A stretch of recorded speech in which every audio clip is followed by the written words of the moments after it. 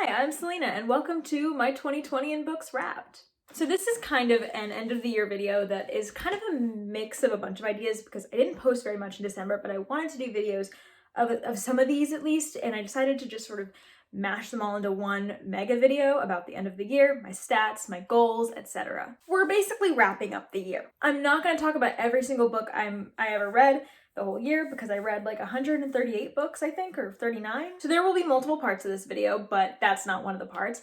And you can skip around. There will be timestamps. You'll see it's broken up into parts. And basically the parts of this video are going to be, we're going to look over my Goodreads stats. We're going to go over my own stats that I have sort of calculated them as I've calculated them. I don't know if they're fully right. We're going to do the end of the year Bookish survey that Perpetual Page Turner posts on her blog. And then we are also going to go over goals. We're going to do like a slight goals wrap up and then go into my goals for this year. And we're going to try and do this like as fast as possible because I don't want this video to be forever long. But it's the end of the year, so I sort of feel like it has the right to be forever long. I don't know.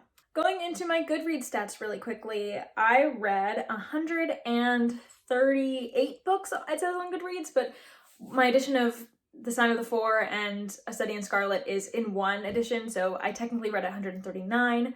Goodreads is wrong. Pages read is 49,413, which is crazy, and I kind of wish I had read like a 1,600 page book, like just so I could break 50, but that's crazy and we don't need to do that. My shortest book that I read this year was Lady Susan by Jane Austen, coming in at 58 pages. This is her novella. It's great. It's phenomenal. I gave it 5 stars. And the longest book I read was technically Oathbringer by Brandon Sanderson, which is over 1,200 pages. And that's funny because I gave them both 5 stars. I gave both my shortest and my longest book 5 stars. And I actually think that Rhythm of War is like a little bit longer, like word count wise, than Oathbringer, but I think Oathbringer has more like pages in it. I don't know. The average length of the books I read in 2020 was 358, which feels about right. I did read 1,000 page plus books at least because I read Stormlight this year, but I also read a lot of really short books like novellas and like plays and things for school, so that makes sense. The most popular book I read this year was To Kill a Mockingbird by Harper Lee. 6 million people also shelved this, and it kind of makes sense because this is a classic. It's very popular. This is a lot of people's most popular on the year that they read it. It's taught pretty religiously in American schools. Then the least popular book I read this year was Palace of Lies by Margaret Peterson Haddix. Only 3,000 people read this, 3,571. And I read this. This is the 3rd book in the like Just Ella series, and I read this because I saw Murphy Napier talk about it a long time ago, and I really, really enjoyed the series. This was actually my favorite of the 3, and I do understand why less people read it because I can see someone like falling off like partway through the series and not wanting to finish it, but I really liked it. My average rating for 2020 was 3.9 stars, which feels about right. I did give a lot of books 5 stars, but I also gave a lot of books 3 stars and 4 stars, so that's how that averages out, I'm sure. The highest rated on Goodreads is like everyone's highest rated on Goodreads when they read this book, and that is Words of Radiance with a 4.81 average. That's a lot of stars filled in. And then my first review of the year was for Beartown. I wrote, "This story greatly impacted my thought process and helped me sort through the issues it presents in a new way. I highly recommend it if you need the language to talk about sexual assault. Frederick Bachman gives you a lot of it in Beartown." And I fully agree with this review still. I do think that Bachman was able to put things in a way and frame society in a way that I was already thinking about, but really just explored it in such a thorough way that I don't know, I felt like I learned from it and I felt like I was able to process with it and really see things differently. And so I really, really, really enjoyed Beartown for that. It was my first book that I completed in 2020, I'm pretty sure, and it was a great start to the year. And then skipping past just the whole bunch of books because we're not going to do that. My last review of the year, it says, is my review for Ruin and Rising, and technically that was the last review I read for the year, but that's not the last book that I read or the last review that goes with that book, and the Ruin and Rising review is spoilery, so I'm just going to read you my technical last review that I just wrote a little late.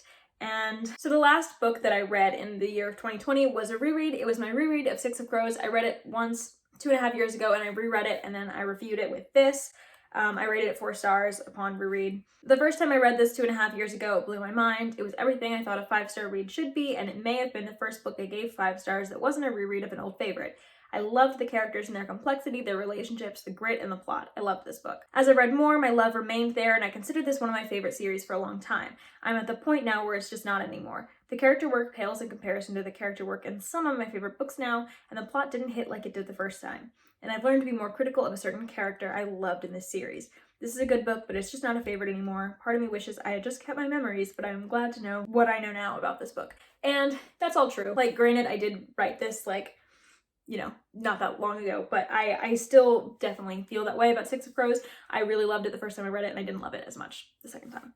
It's still good though, it's just not like my favorite thing anymore. On to my own stats.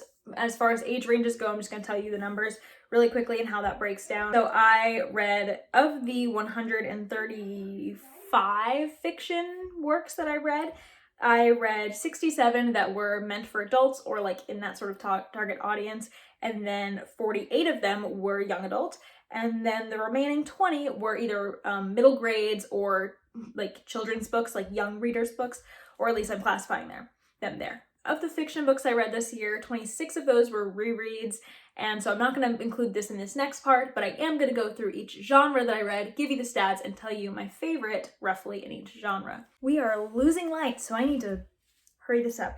Anyways, going through genres. My most read genre this year was, predictably, for me at least, was fantasy, with me reading 52 new fantasy books, and then the number goes even higher when you count rereads. All my favorite fantasy books for this year were mentioned in my favorites of the year list, and so to not be repetitive, I'm gonna tell you about a book that I did not put on that list, but was very, very close to making it, and that's Kindred by Octavia Butler. I loved this book. This is a fantasy about a woman who lives in modern day. She's Black, and she is transported back into the antebellum South to save the life of her descendant multiple times. And this book was so well written. I loved it. Great fantasy. I also really loved a lot of Brandon Sanderson this year, Warbreaker, Elondris Dawnshard. You know, the works. My second most read genre was, I read 15 contemporaries, and when I'm saying contemporaries, I'm sort of like adult contemporary and literary fiction blend, but I'm counting like Bachman's books as adult contemporary just because they read a little bit closer to the characters than a lot of literary fiction does. I don't know. And so 2 of the 15 made it to my favorite books of the year. That's Bachman's books. And the ones that didn't, that I really loved, were another Bachman book, Anxious People, and Girl Made of Stars by Ashley Herring Blake.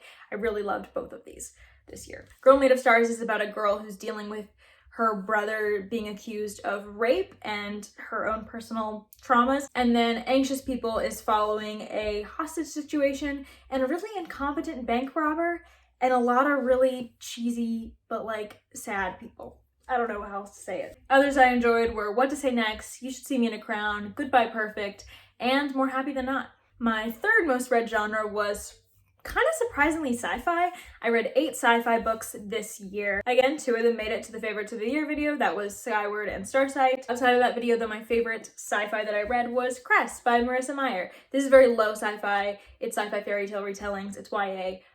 Cress was my favorite of the series in Lunar Chronicles, so this was 5 stars and great. I also enjoyed the rest of the Lunar Chronicles this year, except for Cinder. I didn't read Cinder this year. And then I also really liked Frankenstein and The Calculating Stars by Mary Robinette Kowal. My fourth most read genre was horror, coming in with 5 horror books, and again, 2 made it to my favorite books of the year.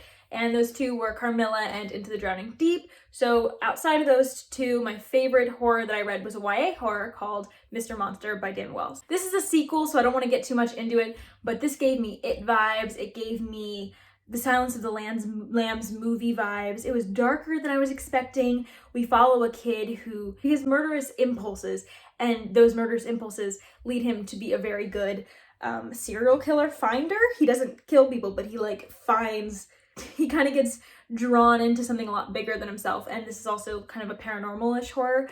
I really, really thought that this was excellently done. And then I also liked some classic horror, The Strange Case of Dr. Jekyll and Mr. Hyde, and The Picture of Dorian Gray this year. Note that sci-fi and horror aren't genres that I've explored the same way I have like fantasy or contemporary, but I had the same proportion of sci-fi and horror books that went onto my favorite books of the year list as contemporary. And so just remember that, because that'll come back later. This isn't really a genre, but I also read 5 graphic novels / comic type things this year, and I wanted to count them separately because they're just different than novels. They work differently. And 2 made it to my favorite books of the year: The Prince the Dressmaker and The Boy, the Mole, the Fox, and the Horse. It's right there. And the runner-up, the one that I enjoyed the most out of the other 3 that I read, was Check Please Volume 2. I really enjoyed this. This was the second half of a webcomic turned graphic novel series about a group of hockey players, ice hockey players, who are just like so wholesome and sweet, and dealing with, some of them are gay and are dealing with being gay in a kind of a sport that doesn't really understand being gay in like this really hyper masculine environment, but there are just great friendships. There's just great support. Just, it's so fun, and I really enjoyed this. The next genre to talk about is historical fiction. I read 4 historical fiction this year, and I loved the same amount of historical fiction that I hated this year, and one of them made it to my favorite books of the year, and the other 2 made it to my worst books of the year. The one that didn't make it to the favorite books of the year was The Nightingale by Kristen Hanna. This is a World War II story about 2 sisters who are living in Nazi-occupied France, and you see these 2 women's basically heartbreaking stories, and the ways that are kind of the covert ways and the personal ways that they both resist and fight, but not at all openly, and the ways they survive and what they value and who they're trying to keep safe, how they do it. It's a heartbreaking book. It needs trigger warnings. I will leave it in the description, as well as anything else that needs trigger warnings in this video, or in the pinned comment, more like it. But this was such a good book. I gave it 5 stars. I loved it. It just didn't make it to my favorite books of the year. I also read 3 literary fiction books that I didn't otherwise count as like adult contemporary. And one of them made it to my favorite books of the year video. That was The Vanishing Half. And the one that didn't, that I also loved, that was a runner-up, is Where the Crawdads Sing by, I don't remember her name.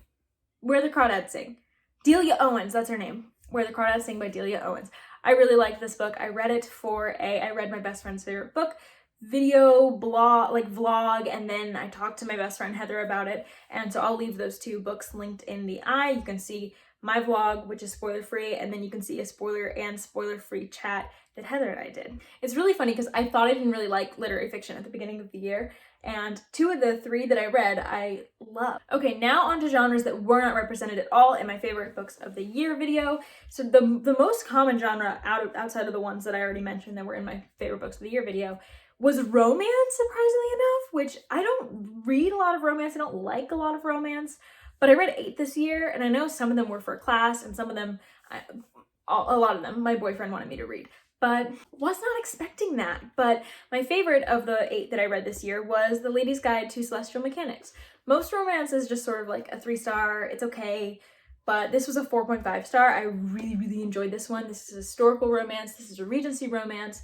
It is following a romance between 2 women in the Regency period, and I really liked seeing queerness explored in this time period. I like to see how they found community and found acceptance within each other and themselves, and it was so good. This had a lot of plot. It was more plot than I was expecting, like with their careers and their passions and their sexualities and their like relationship.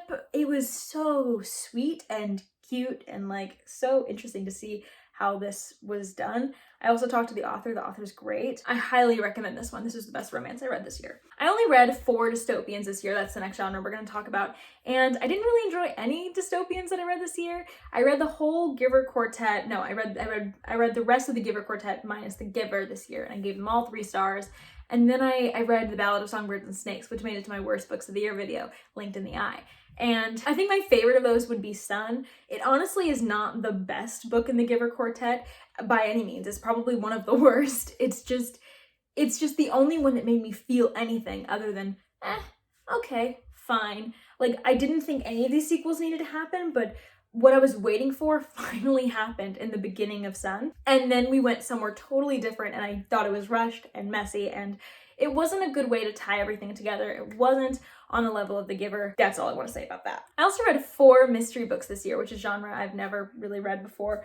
And my favorite of that was Lady Audley's Secret by Mary Elizabeth Braden. This is technically a sensation novel, kind of like a classic mystery, like a precursor to the mystery genre as a whole. And I really, really love this. I give it 4.5 stars. It's only not 5 stars because I didn't like a certain thing in the ending, but I really, really, really enjoyed this and would highly recommend it. It's pretty accessible for a classic. It's not super, it's kind of, I found it the mystery a little predictable, but it was more the atmosphere and the characters and seeing them figure things out that I really loved about this book, and it was just so engaging.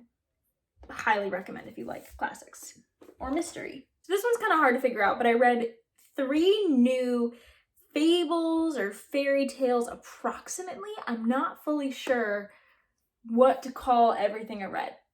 Like, I don't know. I think they were all fairy tales. I think they were all, well, no, one was a fable-ish. And my favorite of the new ones I read was Beauty and the Beast by Gabrielle Suzanne Barbeau de Villeneuve. I don't know how to say her name. I've never looked it up. Anyways, I loved this book. I read it in the beginning of the year. I really, really, really, really, really love this. This is the story that all the Beauty and the Beast retellings and the Disney movies are based off of. And it's not really a lot like, it is a lot like those stories, but it also has a lot more to it. Like, it has like a whole end portion that I was not expecting. And it did drag a little bit towards the end, so that's why I did 4.5 stars. But I loved seeing the bones of that story and how retellings have taken the story and ran with it and changed it. And I love doing that with stories. This was definitely one of my favorite classics that I've read, especially classic fairy tales. And it's like, this whole thing is pretty, like, it's a long fairy tale, so it has a lot more substance to me than a lot of fairy tales. Like, it's not just over and done before you can really get into it. Like, I really could take my time with this and like just enjoy it and just dive into it. And so it's definitely like one of my favorite fairy tales. Maybe my favorite like single fairy tale, just because of how immersive it was. It was so good. I loved this book so much. I only read 1 thriller in this year, but it was a really good thriller, so I'm gonna talk about it here, and that was When No One Is Watching by Alyssa Cole. This is a thriller like basically surrounding gentrification. I highly recommend it. It was really, really good. And so then I classified middle grade as its own thing, and I know I said that I classified like just middle grade, not like the children's books that I said before, like they were in other things like fables, or they're gonna be in another category maybe. Of the just modern middle grade, I read 11 of those, and my favorite of those was A Monster Calls by Patrick Ness. I loved this. It's about a boy who has a monster visiting him, trying to make him admit something, and I loved it. It was so emotional. I also enjoyed The Palace Chronicles this year, which starts with just Ella and goes on to Palace of Mirrors and Palace of Lies. Palace of Lies was my favorite. And then I also really enjoyed City of Ghosts by Victoria Schwab, when she writes middle grade. And then there are some classics that I wasn't able to like put in a definitive one genre, like I was with Frankenstein or whatever. So just lumping all the classics together for this end portion of my stats, I read 31 classics. And so discounting all the classics that I either mentioned in my favorites of the year book or my favorite books of the year video, and this video right now, my favorite classic that I read was I Capture the Castle by Dodie Smith. This definitely has problems. I still gave it 5 stars. I probably should lower this to 4.5 if I'm really being honest, but I loved this so much. I loved this book so much. It almost made it to my favorite books of the year, but I just thought I thought the others deserved to be there more.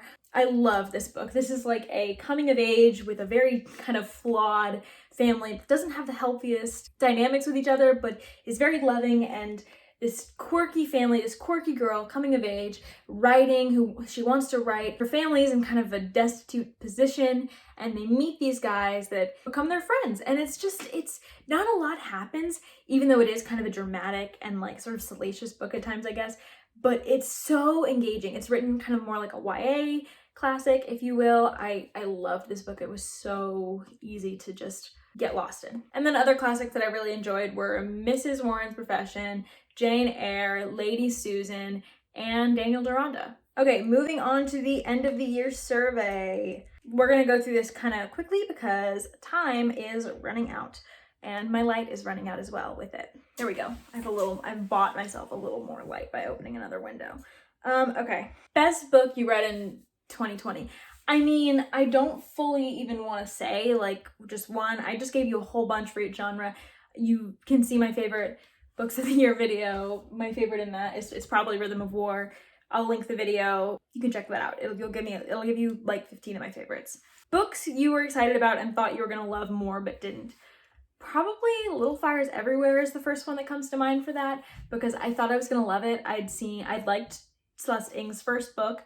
I was really excited to sort of delve into literary fiction, and I read it and didn't like it and thought I hated literary fiction. And I don't, but I didn't like how that one was executed. And I don't know why, because so many people who have similar reading tastes to me love that book. But I mean, I do know why, but I was shocked. Badly. Most surprising in a good way or a bad way book you read. I mean, Little Fires Everywhere surprised me in a bad way. Maybe The Prince and the Dressmaker. I spoke about this a little bit in my favorites of the year, but I wasn't expecting to connect to this book so hard, this graphic novel so hard, but I did. And so that definitely counts. Oh, The Great Hunt, too. That I give that 4 stars. It's not the Robert Jordan one. It's by Wendy Higgins. This is like kind of a fantasy romance from YA, and I just thought it was really fun, and I was surprised how much I liked it. Mrs. Dalloway was also a big surprise because I read it once and then I really did not like it, and then I reread it this year and loved it. Number 4, book you pushed the most people to read, and they did. So Stormlight, I got 2 people in my life to read Stormlight. And then The Boy, the Mole, the Fox, and the Horse, I actually read this with several of my friends. And so, yeah, those books. Best series you started in 2020? Stormlight Archive. Best sequel? I won't say Stormlight Archive again. Why don't we go Starsight? And best series ender of 2020. Did I finish any series? Let's see, I keep track of series. I think the best series ender would either be The Return of the King. Well, I read Return of the King before. Lord of the Rings was a reread. Okay, the best series ender that I read for the first time this year, Winter. Best, if I can count rereads, Return of the King. Number 6, favorite new author you discovered in 2020. I don't think I read like just from one author that I hadn't discovered previously to this year. Like Sanderson and Bachman I'd already discovered. And Gaiman I'd already read. I already read Gaiman. I think the answer does have to be Bachman though, because I didn't consider him my favorite author until I read Beartown, and that happened this year. So maybe Bachman, I guess. But I didn't discover his books in this year. It's just that I don't consider authors my favorite author unless I've read more than one of their works and love them. Number 7, best book from a genre you don't typically read / was out of your comfort zone. Ladies' Guide to Petticoats and Piracy. Oh my goodness. I do not like romance. Well, I do. I don't hate romance. It's not a bad genre. But I was not expecting to like that because I'd never tried historical romance other than like classics. And I was worried because a lot of times historical romance is very like steamy. It has like lots of sex scenes, and that's not really my thing, and that one really didn't. And I was pleasantly surprised because I love plot. I love to see other things going on with characters, and the romance happened alongside that, and that was how that was, and I was not expecting that. So it was out of my comfort zone, but it paid off. Number 8, most action-packed, thrilling / unputdownable book of the year. Yeah, I know that one. Absolutely Into the Drowning Deep. This book was so suspenseful, I could not put it down. I loved it. Number 9, book you read in 2020 that you would be most likely to reread next year. Boy, the Mole, Fox, and the Horse. It's quick and it's a good pick-me-up. Favorite cover of a book you read in 2020? Oh no, I love Rhythm of War's cover. I love Rhythm of War's UK cover as well, and I have that as well because I'm extra. I love An Unkindness of Magician's cover and also The House in the Cerulean Sea. I think they're both really good. I also love all of Sanderson's Stormlight covers, and also that Starsight cover is beautiful. Most memorable character of 2020. Probably either Spensa from Skyward or Shallan from the Stormlight Archive. It's got to be one of those two. I also really like Harper from A Curse of Dark and Lonely though. Number 12, most beautifully written book read in 2020. The Boy, the Mole, the Fox, and the Horse is pretty beautiful. Beautifully written, that is. I really like the way Gothic novels are written, so Carmilla, Lady Audley's Secret, those are really good. I reread Their Eyes Were Watching God, and her prose is just, it's too smart for me, but it's beautiful. And also kind of disturbing at times, which is exactly what she's going for. Number 13, most thought-provoking / life-changing book of 2020. I read some nonfiction that was really thought-provoking. White Rage for one of them. That was pretty thought-provoking. Beartown and Us Against You, as I said, provoked a lot of thoughts, and just they they had me see the world in a different way. It was great. Number 14, a book you can't believe you waited until 2020 to finally read. Stormlight maybe, but not even. Lunar Chronicles, I guess, because I had started Lunar Chronicles a long time ago when I was 15, but I never continued it, even though I did like Cinder. And so, like, it's been like 6 years, and I should have probably finished it because it got only better from Cinder. Favorite passage / quote from a book you read in 2020. Okay, there's one in Oathbringer, and I don't want to say much because of spoilers, but oh, what can I say? I don't want to spoil anything. It's not really spoilers, but it's a moment in part 3 of Oathbringer when someone tells one of the characters basically that they need to accept that they were hurt, accept their trauma, but don't accept that they deserved it. And that's heavy paraphrasing and I'm taking out names, but like that quote stuck with me and I think about it all the time. Number 16, shortest and longest book you read in 2020. We already did that. Number 17, book that shocked you the most.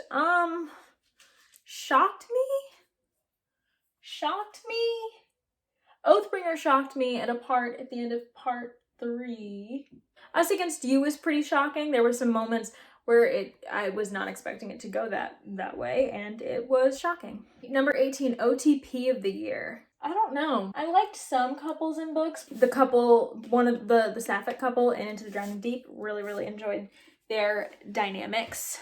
There's one couple from Stormlight that I really like that especially gets time and Rhythm of War, and that was great. Number 19, favorite non-romantic relationship of the year. Oh no. Oh, Arthur from The House on the Cerulean Sea and his wards, his children that he looks after in the home. Oh my goodness. Favorite book you read in 2020 from an author you read previously. I mean, I'd read Sanderson previously, Stormlight obviously, I'd read Bachman previously, Us Against You was my favorite this year. Do I need to do more? Yeah, I don't want to do any more. Number 21, best book you read in 2020 that you read based solely on a recommendation from somebody else. So I only read the John Cleaver series because my friend Udi pressured me into doing it. Yeah. Number 22, newest fictional crush from a book you read in 2020. My boyfriend has a crush on Kaladin. Number 23, best 2020 debut you read. Oh my goodness, did I read any debuts? Yes, I did. My favorite debut I think I read was You Should See Me in a Crown by Leah Johnson. This is an amazing sapphic YA, like romantic contemporary, like a rom-com, and it was really cute. Number 24, best world building, most vivid setting you read this year. The Kingdom of Back was pretty vivid. Roshar is pretty vivid. I should not be answering that for every single question. A Curse of Dark and Lonely had a pretty vivid setting. Beartown has a pretty vivid setting. Lady Audley's Secret had some pretty vivid settings and great description. So, yeah. Number 25, a book that put a smile on your face / was the most fun to read. Probably Skyward and Starsight were probably the most fun. I think I had the most fun reading those because they're just so fun. They're just so fun. Also, I really enjoyed Cress. That was really fun too. Number 26, book that made you cry or nearly cry in 2020. The Boy, the Mole, the Fox, and the Horse did it to me.